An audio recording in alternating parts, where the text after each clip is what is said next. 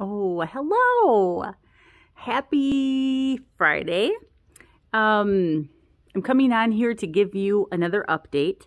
So by the time you watch this video, you'll probably be closer to caught up to where I am currently. I kind of pre-recorded all of those videos at the start of my Ozempic journey. And now we're kind of caught up to real time as far as me being able to post them on YouTube and have them for everybody to watch.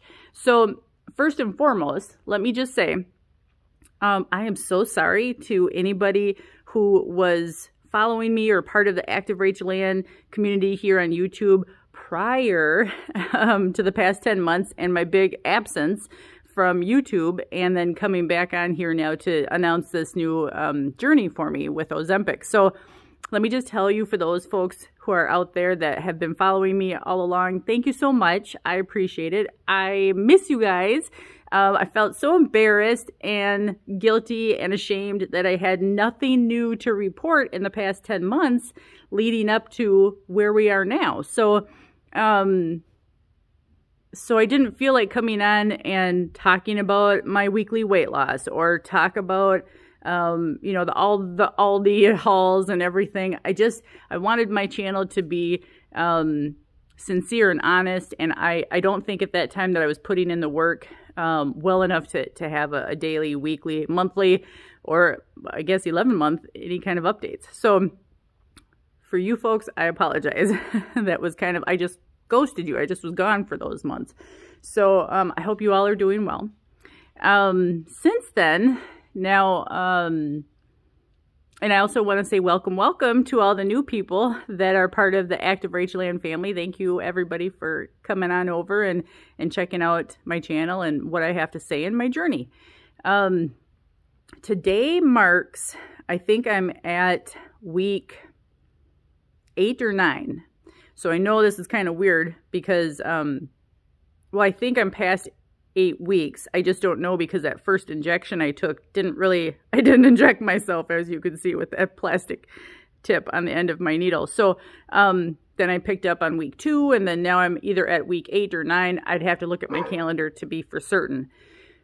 Currently, my total weight loss is 13.4 pounds. Woo, woo, woo! I started at 203 pounds.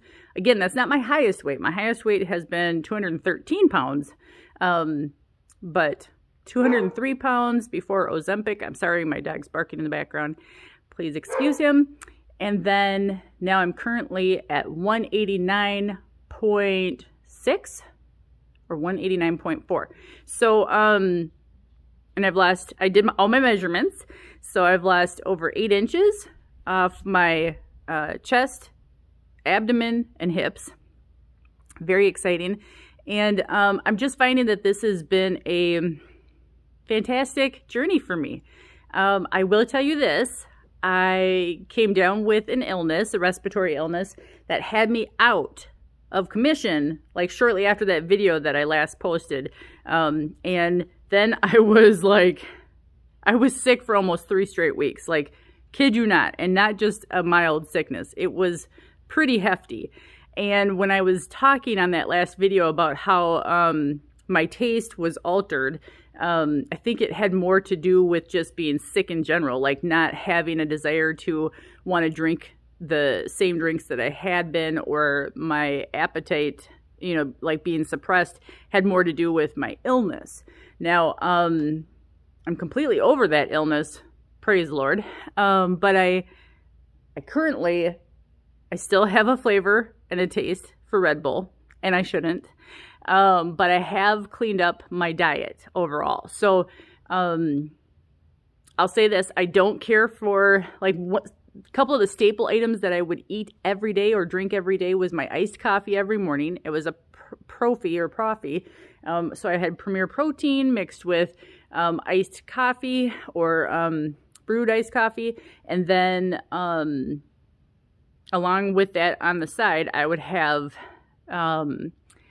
Greek yogurt along with granola. So I was having more than like 20 grams of fiber, 20 grams of protein in the morning just by those two things, and I had such a taste for it, like, yes, this is so good, prior to getting sick, prior to starting Ozempic. So it's kind of hard. Is it because I was sick? Because now since I've cleared up with my sickness, I have no desire to eat yogurt anymore. And I've tried because I'm like, it was such a high protein meal, but you know, between that and the granola, and I just, like, I can only eat like half of my bowl or half of my container of yogurt because it just is, to me, tastes like disgusting. Not that my taste is altered, but just that I think the medication is, like, I just don't crave it anymore. I used to, like, not even go a day without eating my yogurt and granola. Like, I would take my lunch break at work just to go to the store to get more yogurt if I ran out. Crazy. And I've got a cupboard full of granola that I may or may not eat. And the protein coffee just isn't doing it for me anymore. I did crave a lot of water while I was sick, so I'm not like super gung-ho about drinking so much water now. I mean, I will start, you know, I have increased my water intake overall. As far as the eating, I'm eating more vegetables and fruits through the day, which is wonderful. That was one of my goals for 2022. And it's just been wonderful that I haven't had to think much or put a lot of effort into that. So that's good. I haven't had a desire to actually like make meals or eat meals. If anything, my snacking has, you know, been more apparent, or that I'm okay with a snack as a meal. It's kind of weird. I still love my tuna, my crackers, and my cheese. If someone makes a meal, I'd be happy to eat like a portion of it or a half of a portion of it, but it's just, I could come or go without an actual meal. Like, it's just the weirdest thing. Now, I still deal with constipation. Like, that's still a concern or a problem for me because, well, it's not a problem for me now, but it was and is always, I think, going to be an issue or side effect with this medication, the Ozempic. So I really have to stay on top of my water, stay on top of walking, you know, kind of moving things around, getting things moved around. And then also I do take a stool softener that kind of helps to get things to come out better. And but yes, so I've decided that I'm just going to be finding more recipes that are healthier and slowly just incorporating those into my, you know, each day or week, you know, grocery hauls, things like that. It's really difficult right now because the temperature is so cold outside. I'm in central Wisconsin, and like today the high was -2, and then the low, or like the real feel, if you include the wind chill, is like 22 degrees below zero. So it's not ideal walking weather outside. In fact, my dog just kind of doesn't even like want to go outside. He tiptoes, hurry ups, and does his business and gets back in the house. So I'm so grateful that I have a gym membership, because now after the first of the year, my husband is like freshly motivated, and he's one of those like gym, not newbies, but he's always gone to the gym every week. But now he's really motivated to go there more frequently. So we definitely go to the gym more often, and I'm walking like the track more often there, or on the elliptical or on the treadmill.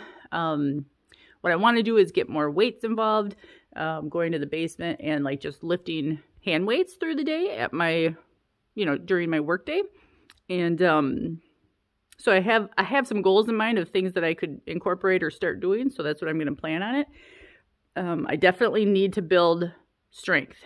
I feel like that's definitely a weakness for me, and I don't like feeling weak. And I, you know, even like taking the garbage out, or, you know, hanging onto my dog when he's pulling me, you know, I can definitely tell that my upper body strength has decreased.